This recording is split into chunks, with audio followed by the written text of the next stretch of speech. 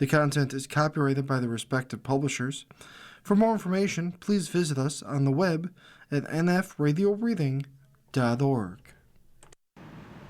Hello, this is Karen, and for the next hour I'll be reading from the Sunday, January 11th, 2026 issue of the New York Times Arts and Leisure section on the Niagara Frontier Radio Reading Service.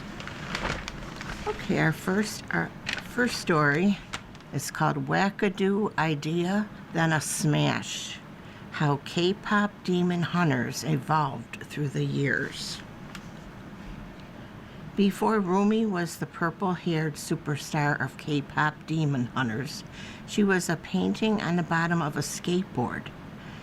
Maggie Kane, a director of the movie, and her husband Radford Seacrest, a director and storyboard artist, designed the character for another project. A friend painted the deck.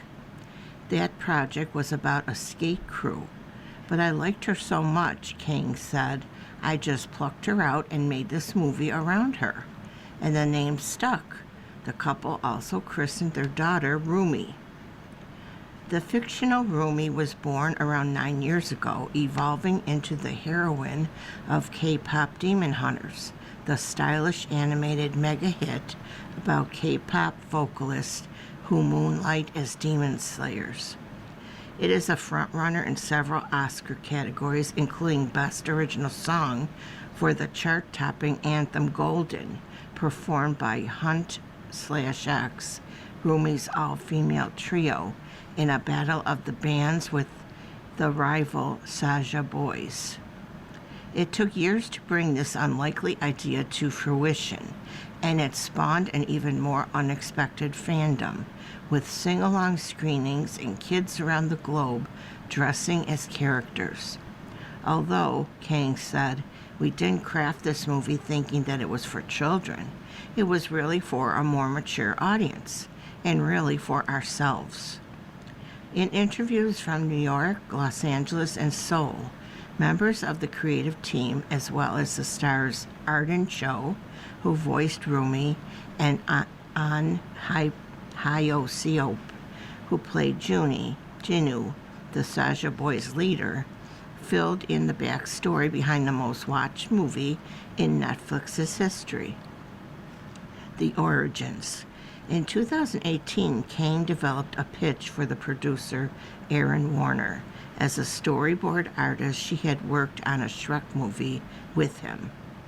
Maggie Kane, director. I wanted to do something with demons. I grew up hearing stories about the Grim Reapers of Korea, the Black Hat guys. They were visually iconic, and I really liked this type of female character that was cool but also a little silly. I had been in so many animation writing rooms where we were scared to make female characters really silly, and that was always frustrating. My husband was like, why don't you take all the ideas you have and put them together? I used K-pop as the selling point. I'm an artist, but I also came up from DreamWorks. I'm trained to have a marketing mind, and I'm just an OG K-pop fan. EJ, songwriter and the singing voice of Rumi. There was so much buzz around K-beauty, K-pop, K-food, K-drama. I didn't doubt it would get a lot of attention. Just a week after the pitch, Kang had developed a development deal with Sony Pictures Animation. Chris Applehans, the film's co-director, had also worked with Warner, Wish Dragon. Kane. Chris came in about 8 or 9 months afterwards. The first thing we tried to figure out was how do we connect music to demon hunting. Koreans have this mundane tradition, which is basically shamanism and using song and dance to ward off spirits. Eje. Shamanism is big in Korea. Using that as a hidden identity behind a K-pop star, that was so genius to me. Also, the boy band being demons and showing the kind of dark side of Korea or the K-pop industry, that's when it really sold me. Kang. This silly K-pop movie idea could represent so many aspects of my culture. Once I realized that, it was full force, making the most Korean movie I could make. Chris Applehans, the director. My wife of 20 years, Maureen Gu, is Korean and she's an author. She has always written these Korean American characters that are very funny and smart, and also very flawed and weird and make stupid choices and love boys. She was always like, why are there not better female characters in animation? Our first meeting, Maggie was like, I have the vision of these women that are so badass and so stupid. Even though it was weird to say, as like the most generic white person in the world, I was like, I know exactly what you mean. I'm married to a really smart, funny, weird, angry, vengeful Korean person. When I told my wife about the project, how could it be about the power of music and tap into so many cool things about Korean culture? She got quiet for a minute. Then she said, dude, if you screw this up. Kang. It was a wild journey for me. I sat down to storyboard the first sentence as proof of concept. You start to realize how many layers of figuring out needs to happen for this scene to work.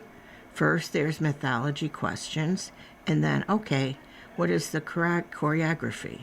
What is the music, the fashion, the fight choreography? You start panicking because there are just so many things, and we have to do this for the entire movie. The production. Michelle Wong, producer. I joined the project 3.5 years ago. We immediately planned a trip to Korea to steep us in Korean culture.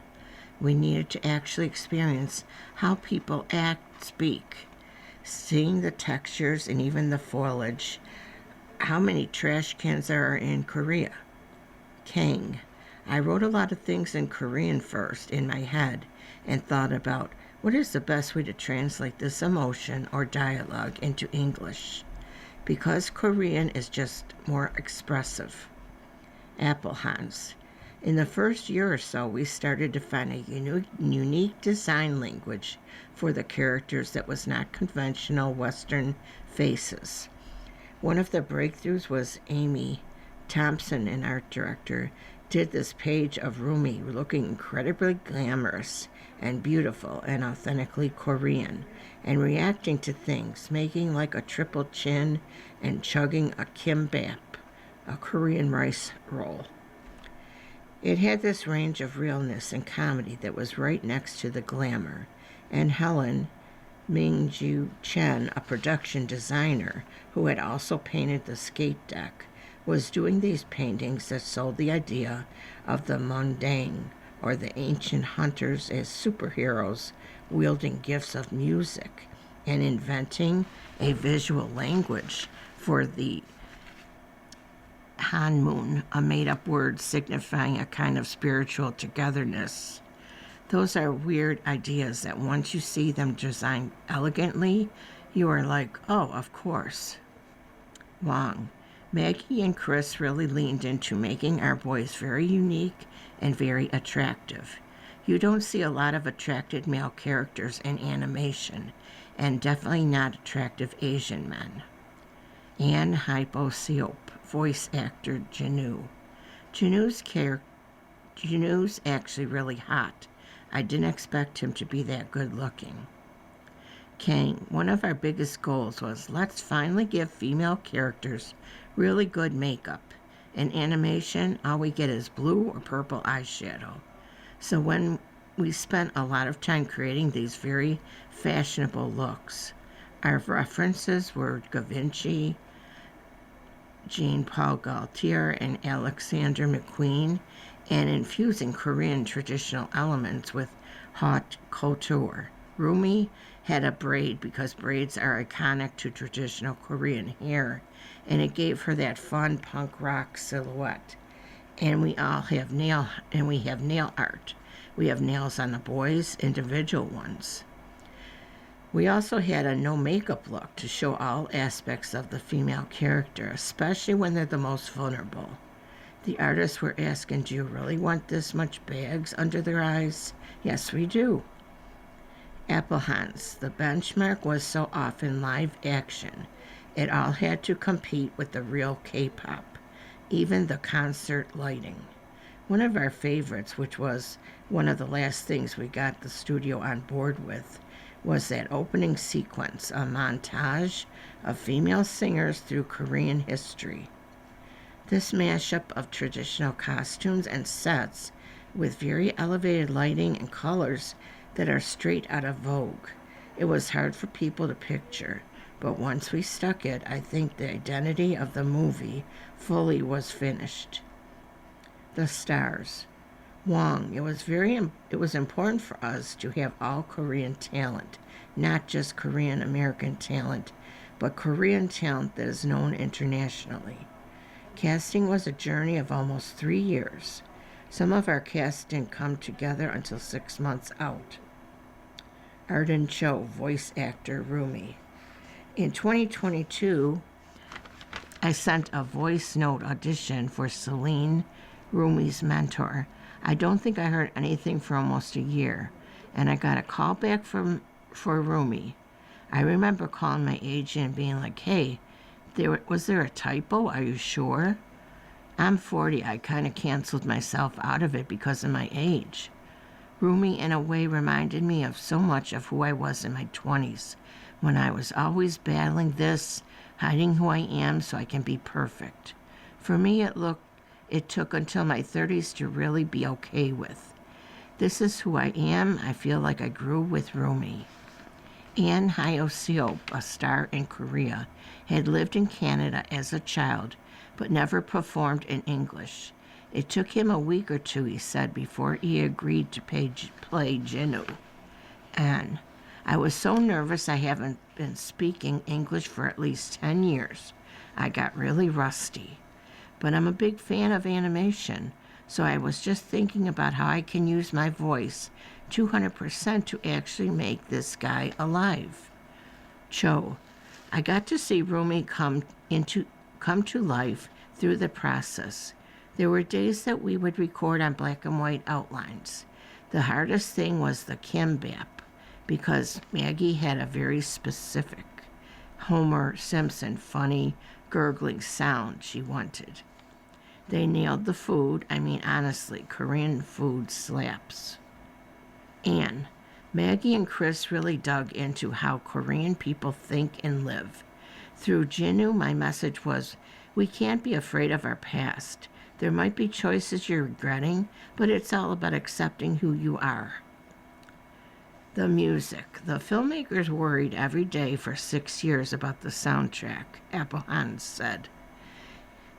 Kang, this concept is so wackadoo. The songs had to be fantastic for it to be accepted, and it was important for us that the songs served the story and then, as standalone pop songs, could be on the Billboard charts. Eje, an established K-pop songwriter, joined the movie around 2020. Her demos, created with the composer and producer Daniel Rojas, helped sell the film's sound. She is the singing voice of Rumi, and among her first assignments was to write a mantra for Hendrix. Eje, I didn't even know what a mantra was. I had to look it up. I was very familiar with traditional Korean music like Pansori, Arirang, the official Korean anthem. It's kind of sad melody. I incorporated that in the mantra. Pansori, the way the singer sings, it's very guttural, almost as if you're crying out loud, showing that pain and the determination to protect the Hanmoon. When you hear Rumi kind of break down, you hear techniques from that. Apple Hans. The song Jinwoo sings in the demon world. We could not crack how to make that cool. Then we found this old Bill Withers track that was part spoken word with minimal guitar. The songwriting demand was really ambitious. We were actually so naive that we didn't know how hard that was. Kang. Chris and I were very, very hard on the songwriters. Animation is just such an is such an iterative process that we were like, no, do it again. Ajay. They would give us extensive notes of what they want sonically, what they want the characters to say, highlight certain words.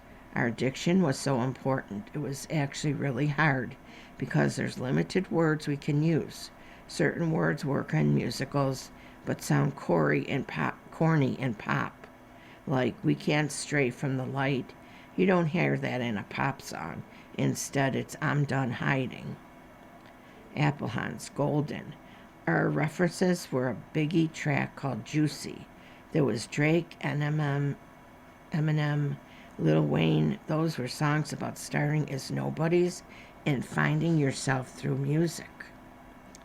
Around 2022, the filmmakers asked Ajay to sing for Rumi.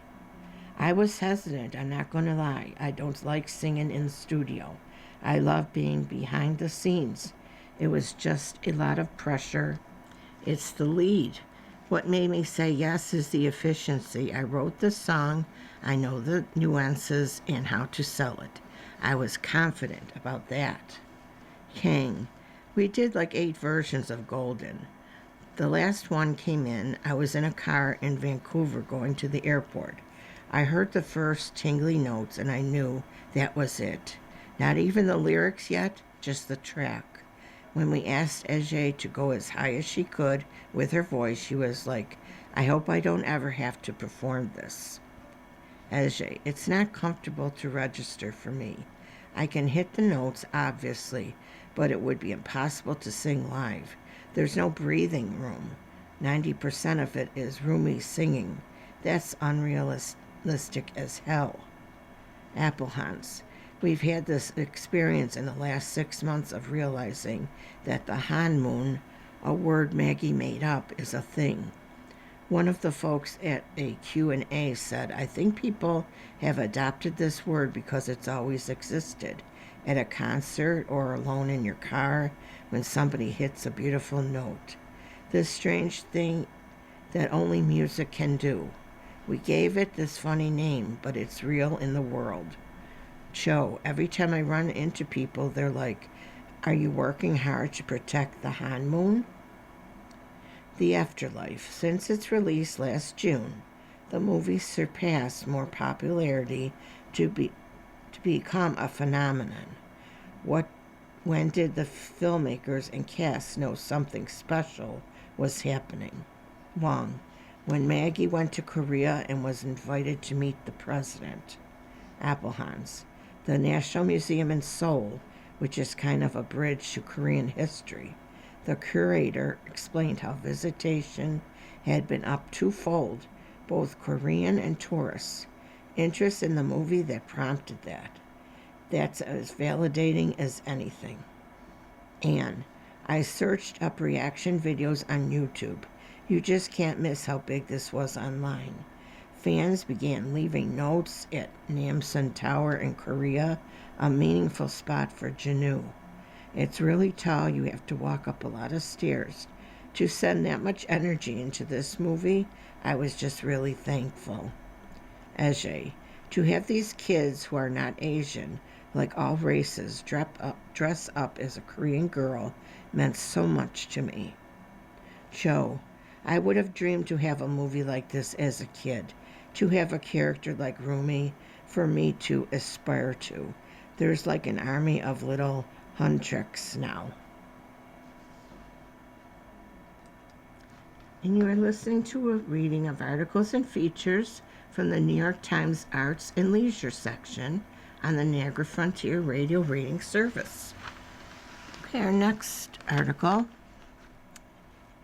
is For Actress, Sinners is More Than a Film.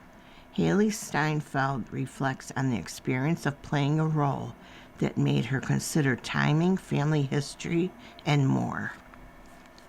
When Haley Steinfeld first heard from her agent about a new project with an original story from the director Ryan Coogler, she was intrigued.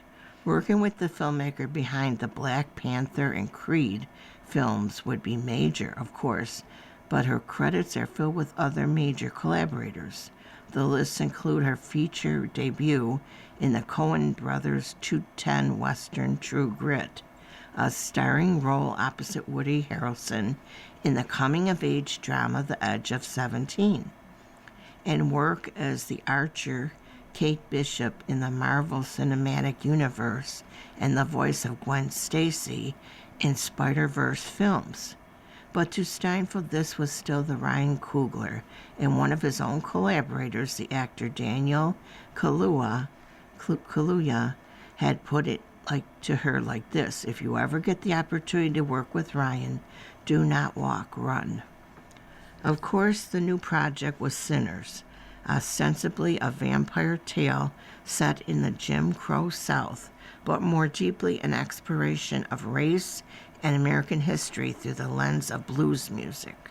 Steinfeld, 29, plays Mary, a former love interest of Stack, one of the Smokestack twins, both played by Michael B. Jordan.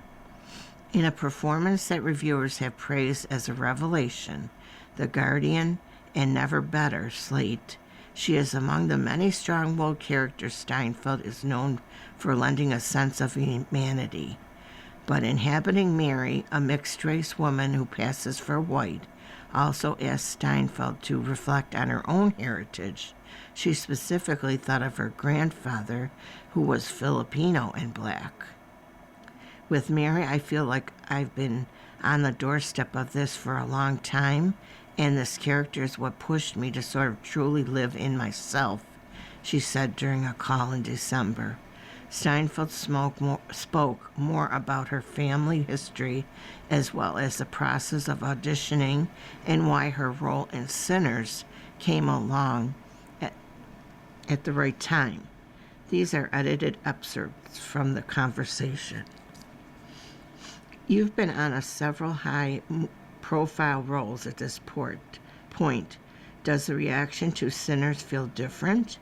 I guess it's easy to watch a movie like this, be taken for a ride, along for the ride, and maybe even slightly overwhelmed because so much is being thrown at you on top of these really big, thought-provoking ideas. Seeing people pick up on all that after watching it one time and just being blown away by the fact that people went back over and over again and continued to find the deeper meanings within every single frame of this film, I think was probably the coolest part.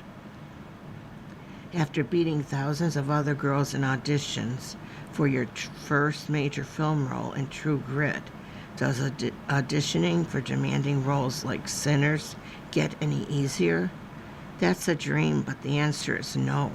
I think I actually had and still have a really hard time auditioning after that because we're going from a white sterile room with a tripod and a camera and maybe one person, maybe five, to being on a set of a period piece, True Grit, with the most incredible set decoration and wardrobe and other actors and filmmakers. I then had to go back into that room and try to do what I was able to prove to myself that I could do. I was like, this is impossible. How do you make something out of nothing?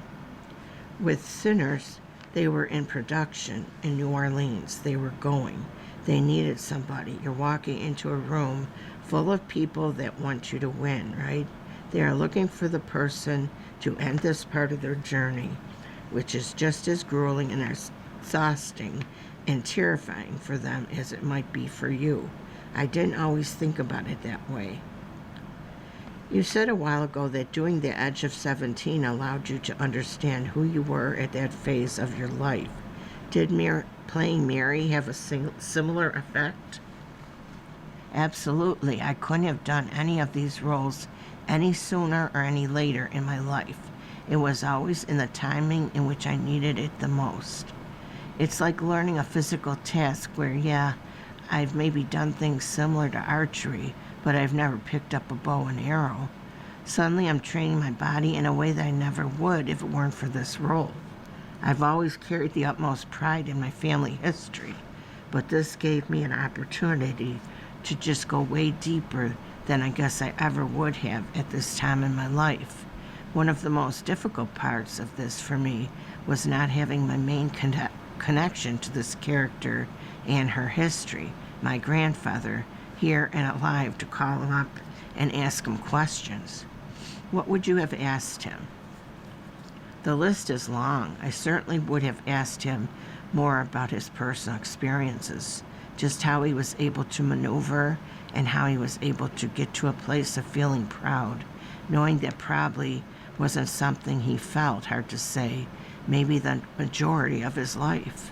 I had moments on set, especially when we were shooting the train station scene.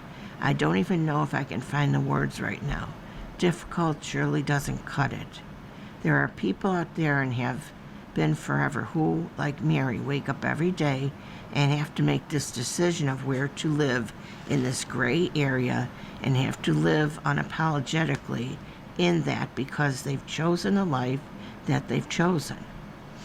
Were there any takeaways people had from Sinners that surprised you? There were certainly conversations that we had as a cast afterward where we were like, wow, people really picked up on that one line or that one moment. There were a couple of those where it was fun to see people pull out just from the top layer to the deepest one. I know it's not maybe answering your question necessarily with a specific thing that stood out to me, but that was it. It was the fact that people of all ages from all over went and saw this film and got it. What is your mood heading into the new year? You're not only coming after Sinners, but also as an expectant mother. As somebody who likes to plan ahead as far as possible and know where I was going to be, when at what point and what I was going to be doing, I've really leaned into taking everything one day at a time, let alone 1 month at a time. I have no idea what the future holds and looks like necessarily, and that's exciting to me. I'm feeling more inspired than ever coming off Sinners. I feel that this movie was a door I've been knocking on for a while as far as what it gave me the opportunity to accomplish as an actor. And you're listening to a reading of articles and features from the New York Times Arts and Leisure section on the Niagara Frontier Radio Reading Service. Okay, our next article, Kit Harington left Jon Snow behind. The actor who crashed after Game of Thrones feels lucky. From London. The HBO shows industry and Game of Thrones aren't that different. One distracts from the high fantasy with sex and violence, the other from the high finance with sex and drugs. But there is no Jon Snow-style hero in industry, and everyone has varying degrees of awful. Kit Harington's character, Sir Henry Muck, is a privileged, needy tech boss. Despite this, Harington has a soft spot for him. He generally is trying to do good, Harington said in a recent interview, leaning back on a chair in his East London townhouse. His inherent privilege puts these blinkers on him that he can't help, but they mean that he's taking from the system more than he's giving. But he doesn't mean to, Harington said. He wants to give more than he takes. Harington isn't aloof as you might expect a superstar actor to be. On set, he makes an effort to learn everyone's names. During the photo shoot, before the interview, he made sure everybody had coffee. Mickey Down, who wrote Industry with Conrad Kay, said he was hesitant to bring HBO royalty onto the show, but enjoyed subverting expectations. He was an honorable character in a really dishonorable world, Down said of Harington's Jon Snow. And so we were like, okay, let's make him into a really dishonorable character trying to be honorable in a dishonorable world. Down and Kay adhere to a simple rule. If an actor is good, they give them more to do. Harrington has a lot more to do in the latest season of Industry, airing on HBO Sundays. Last season we were introduced to Muck at the height of his hubris, helming an energy company that collapses and has to be bailed out by the British government. That brought Muck face to face with his first major failure. In the second episode of the new season, he's back, broken and depressed. Harrington portrays a lost man, wandering like a ghost inside his manorial estate. There are elements of humor when he hunches over a piano, playing Purcell in an embroidered silk robe, or sulks at breakfast next to an enormous plate of sausages. But the episode is also intensely dark. At its climax, Muck's depression escalates dangerously. He's a very brave actor, Down said of Harrington. I imagine that he's going to dark places for some actors is quite tricky. This was one of those performances. Harrington said, where the Tao goes into the personal.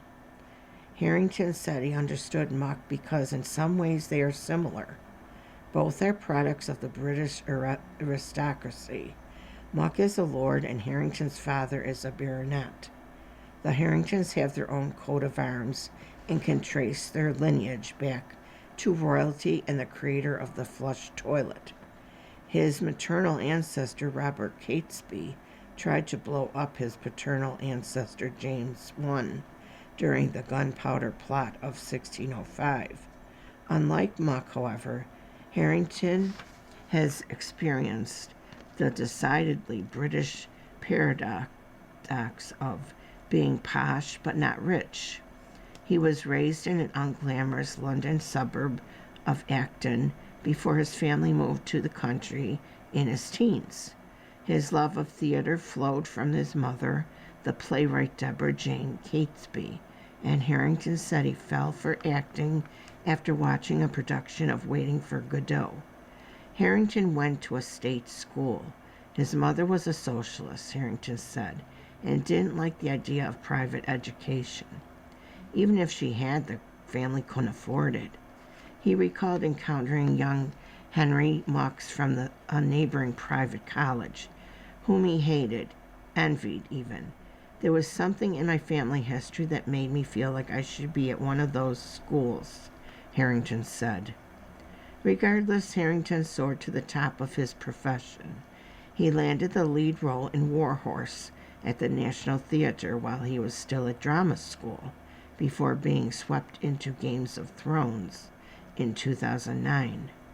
Harrington and Henry Muck rode early successes, which in both cases stoked a perilous crash, rising and falling. In April 2019, 1 week before the final season of Game of Thrones was set to air, Harrington was standing behind a stage door, seconds away from hosting Saturday Night Live. At that point, Harrington was universally recognizable as a dashing king in the North from the Game of Thrones, in the face of the new Dolce & Gabbana fragrance campaign. But behind the door, everything fell away. Harrington remembered a strange feeling invading his consciousness, a feeling of being dragged places. Various problems had precipitated that moment. First, there was the booze. By that point, Harrington was a dry drunk, an alcoholic who's sober but not in recovery. Second was exhaustion. He was burned out from the filming and from endless press commitments. A couple of nights before his Game of Thrones co-star John Bradley saw him wander into the elevator of the New York hotel. He could barely form a thought, Bradley recalled. He could barely speak a sentence. Standing there in front of that Saturday Night Live door, Harrington realized he has lost control. I have no choice but to do this, he recalled thinking. Saturday Night Live producers insisted that he present the show clean-shaven, he said, which he disliked. Having no beard made him feel ugly and naked. Somehow he held it together. His jokes were self-depreciating, centered on underwhelming film projects. I was also in a movie called Silent Hill, Revelation 3D. Anyone a fan? He concluded his monologue by declaring that after 10 years working on Game of Thrones, he was excited to see what comes next. What came next was an expensive rehab facility in Connecticut. Harrington had struggled with addiction since drama school, but it came to a head in 2018 while he was working in London on Sam Shepard play True West, directed by Matthew Dunster. Harrington was playing Austin, an alcoholic. During a technical rehearsal, he pulled Dunster aside and said he needed some time out. Dunster said that until then, he had no idea Harrington was struggling. His rock bottom, Dunster said, was a very private thing. For a decade, Game of Thrones had carried Harrington's life like a great wave. He'd fallen in love on set with his co-star Rose Leslie, whom he went on to marry. They have 2 children. The series brought him fame and wealth, but he was also finding it hard to escape Jon Snow. The final season of Game of Thrones aired while Harrington was in rehab. When he entered, he was shocked by the negative response. He had worked hard shooting that season. One battle scene took 55 consecutive nights to film, according to Harrington, who was present for around 40 of them. The final episode reached a live audience of 13.6 million people, but almost 2 million later signed a petition calling it for to be remade with competent writers.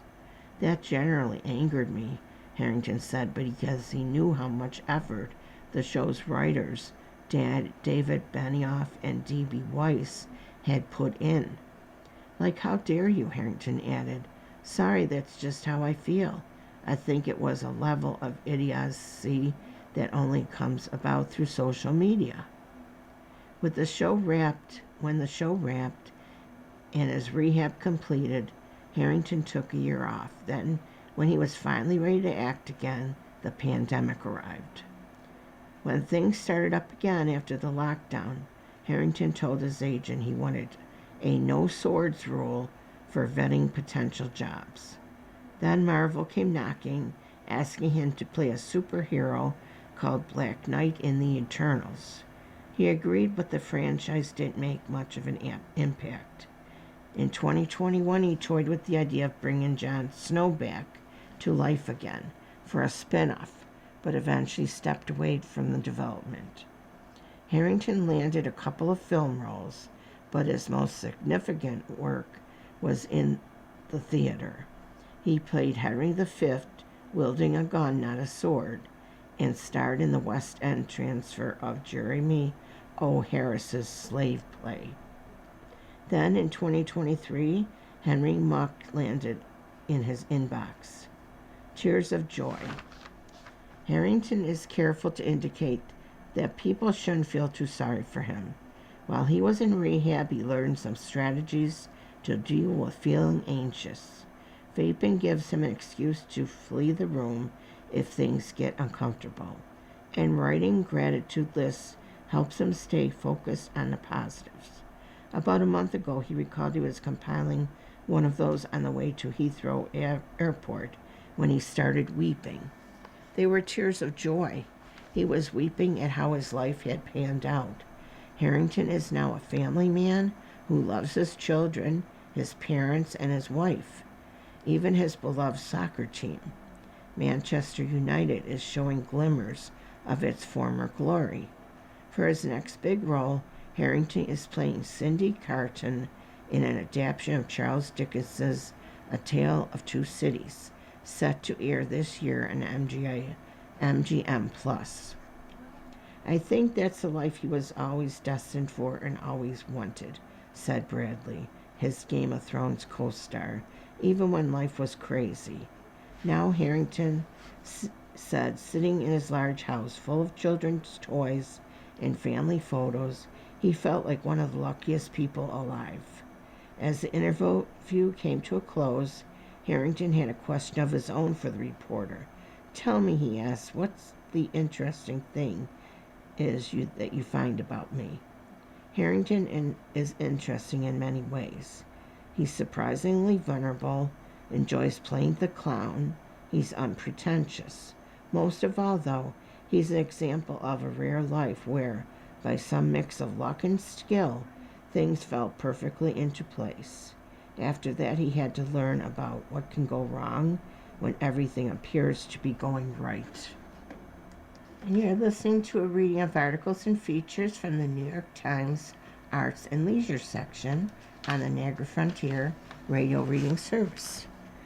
Okay, next we have Josh O'Connor reveals his range and appeal. The star's nuance and emotional power quietly enriched 4 movies in 2025.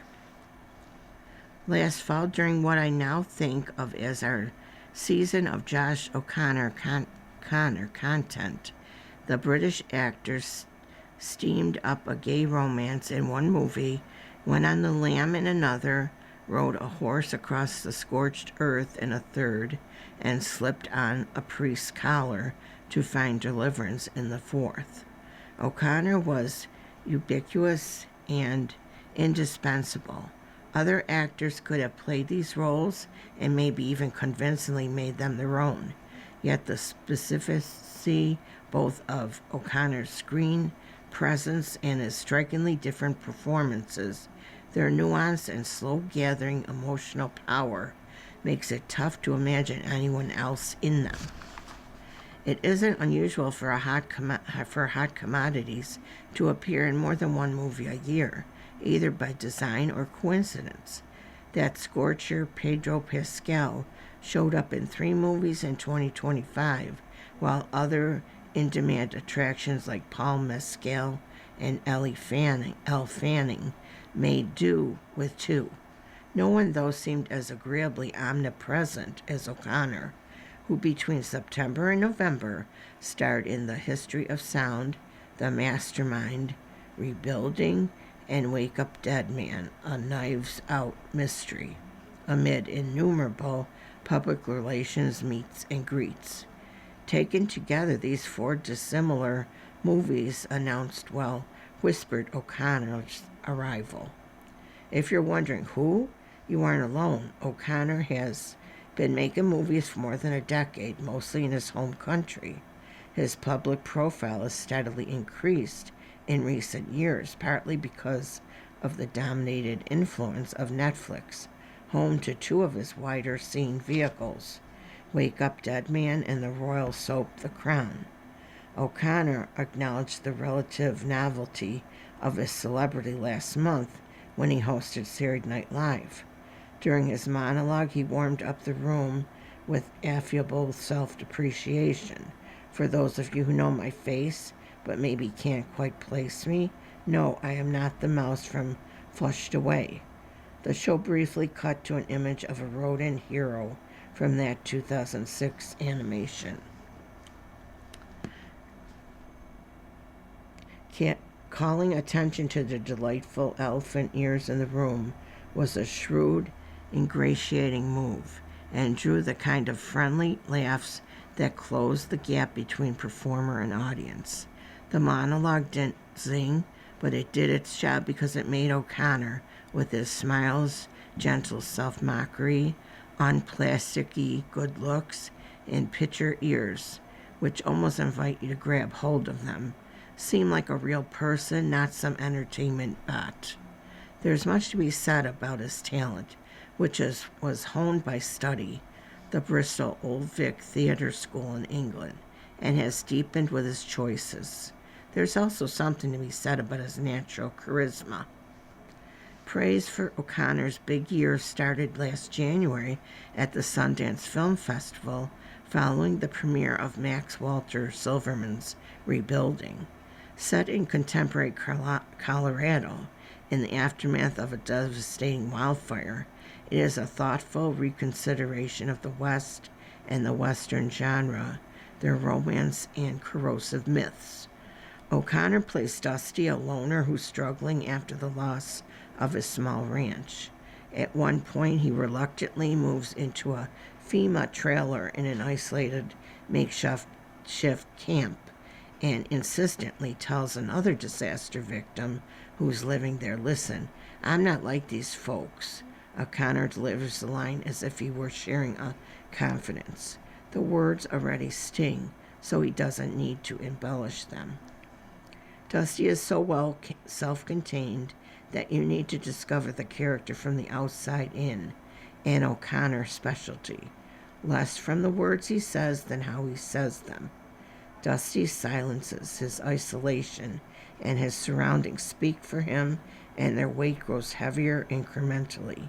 The character's cowboy laconism allows O'Connor to draw you in with his now muted charisma and the mysteries of Dusty's inner being, which emerge from how he moves through life and takes up space, how his eyes cloud and head bows.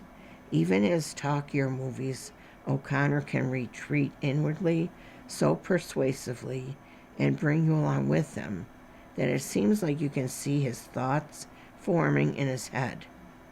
Dusty also strikes totemic poses, cutting a solitary figure against a landscape that evokes other lonesome travelers, men in particular. Like some other notable O'Connor movies, Rebuilding is also about men and masculinity. Few actors have made men seem as intriguingly complex and contemporary as he has recently. At this point, though, in the serious appreciation of his serious talents, I need to acknowledge a truism that is conspicuous from his loyal admirers, from high fashion influencers and social media habitués, and which was grasped by Saturday Night Live. O'Connor is one of pop culture's feverishly loved boyfriends. He's prodigiously talented, yes, with a depth of breath that may not have fully emerged. Yet part of his appeal is that similar to how both Pascal and Benedict Cumberbatch signify, O'Connor's acting abilities dovetail with a singular charm and air of unforced authenticity that feels as welcoming off-screen as on. O'Connor's offbeat heartthrob image makes his casting as a priest in Rian Johnson's Wake Up Dead Man one of his slyer jokes, as a boxer turned pastor who's swept up in a murder mystery that tests him with material hurdles and spiritual tribulations. The actor shows obvious comic flair. More crucial to the movie's meaning, however, is the sincerity that O'Connor brings to his pugilist priest and his struggles. He's far more tamped down in The Mastermind, a low-key, potentially resonant 1970 drama from Kelly Rickard. Here the mystery is the actual character, a comfortable middle-class male content turned thief who's blinkered and finally consumed by self-interest. O'Connor's precision fits Reichardt's Terminite-like approach to narrative, as does their shared uninterest in making you love them. As distinct as O'Connor's performances are in Wake Up Dead Man and The Mastermind, they are also a piece with his diverse, expansive body of work. The choices that he's made, those he has received or pursued, including Alice Rohrwacher's La Chimera, a dreamy Italian art film which he plays an Orpheus figure, have demonstrated his expressive range and only made him more appealing. He can go nice or nasty as well as both at the same time, and he doesn't mind testing your sympathies. He's at once wincingly recognizable and admirably off-putting in The Crown, in which his Prince Charles makes his Princess Bride's life a misery. With nasally droning hauteur and seething resentment, O'Connor brings to life a man raging in the shadow of yet another woman who's far more loved than he is. O'Connor was showered with awards for his performance as Prince Charles, but by the time he appeared on Saturday Night Live, that role had been eclipsed by some of his later, juicier turns.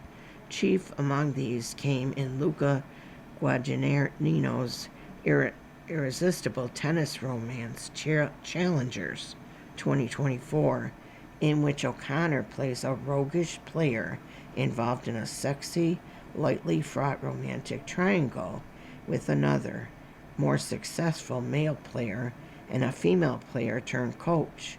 The men just share an eager, open-mouthed kiss, but Guadagnino teases the possibility that they could get it on, if only when their female love interest is watching them. Guadagnino is a connoisseur of beauty, and one of the other gifts he bestows in Challengers is the understanding that O'Connor is at ease as an object of desire, and he showcases the actor accordingly.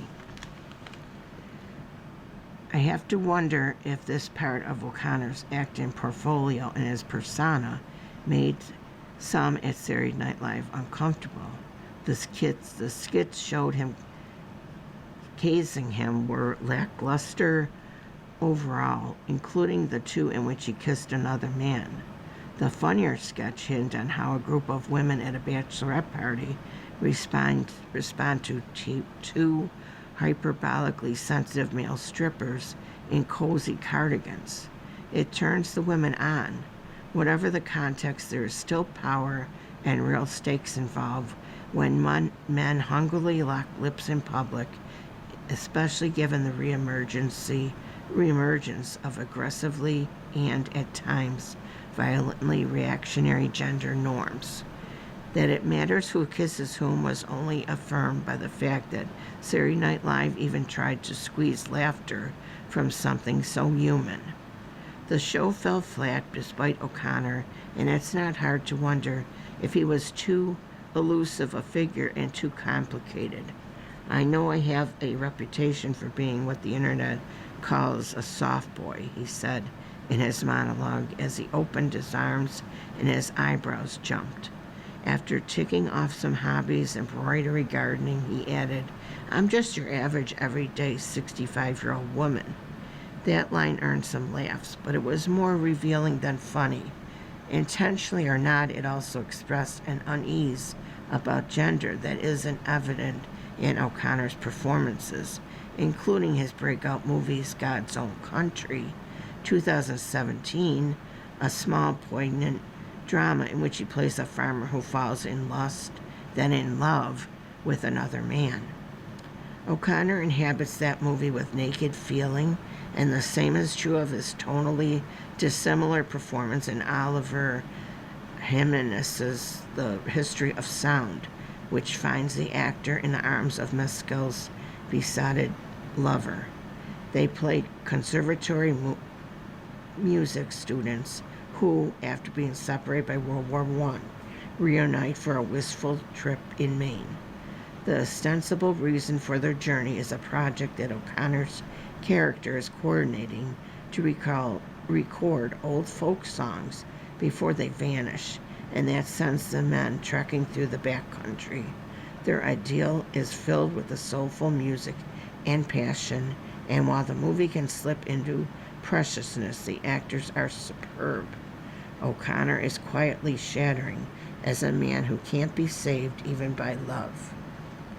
In June, O'Connor will take a great leap into the stratosphere with his starring role in Steven Spielberg's latest Disclosure Day. He's also in the next Joel Coen movie, which was shooting in Scotland last year and is shrouded in secrecy. Both filmmakers have substantially larger profiles than any of the directors O'Connor has worked with yet. Yet, while his casting in them cements his it guy status, there are no guarantee of thriving, wide-open future for O'Connor, and they also can't serve as a bulwark against the industry's turbulence, the audience's fickleness, and all the other uncertainties every performer faces. I don't know if O'Connor will get to kiss another guy in either movie or be able to demonstrate his soft boy appeal in all its depth. I imagine that his talent will be undeniable. I hope his softness is too. Okay, and you've been listening to a reading of articles and features from the January 11th, 2026 issue of the New York Times Arts and Leisure section. We read from the New York Times Arts and Leisure section every Sunday at 3 p.m. Your reader has been Karen. Thank you very much for listening, and take good care of yourself and have a good day. Bye-bye. Coming up next in the Niagara Frontier Radio Reading Service, we have the re-airing of this morning's Buffalo News. Following that at 6 p.m. is the Buffalo News Viewpoints. Stay tuned for this reading and more throughout the day.